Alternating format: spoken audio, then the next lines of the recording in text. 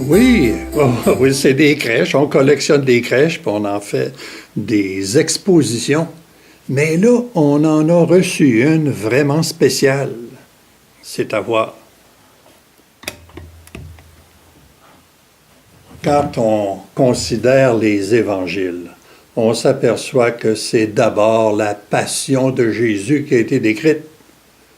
Par contre, 2 évangélistes sur 4 ont ajouté une histoire de l'enfance. Oh, ils ont ramassé ça à partir de textes de l'Ancien Testament et puis ils ont fait une belle histoire, celle qu'on raconte dans les crèches. Et là, pendant 1000 ans, ou à peu près, on ne s'est pas servi de ces éléments-là pour en faire des artefacts. C'est vers l'an 1200 que François d'Assise avait l'idée de faire en sorte que les gens pas instruits participent un peu à la naissance de Jésus. Alors, tous ceux qui avaient des animaux, des bergers, etc., il a mis toutes les bébites disponibles, Jésus, Marie, Joseph, et il a fait des crèches vivantes. Par la suite, on s'est mis à bâtir des petites crèches un peu partout, selon les pays. Oh, vous connaissez ça? Il y en a de tous les nous. Il y en a de toutes sortes.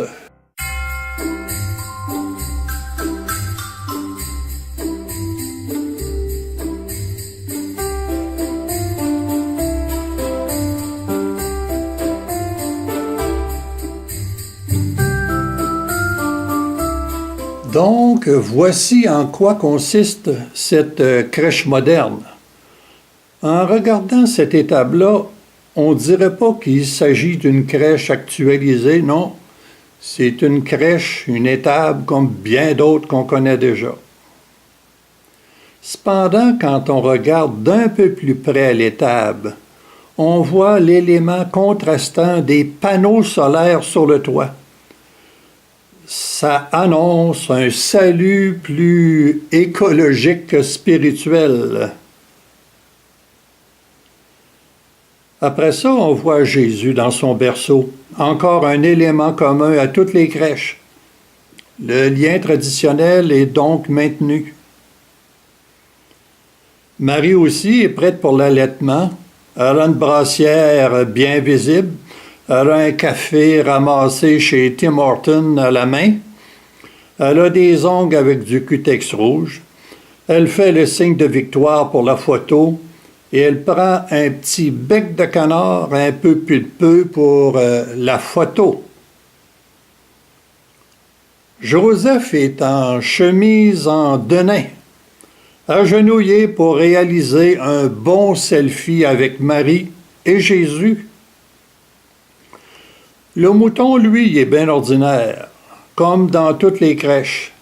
Mais le berger est plus affairé à écouter Gloria sur iTunes et à lire les nouvelles sur sa tablette que d'adorer Jésus. Il est curieux comme tous les bergers et il s'intéresse à ce qui se passe réellement et surtout virtuellement.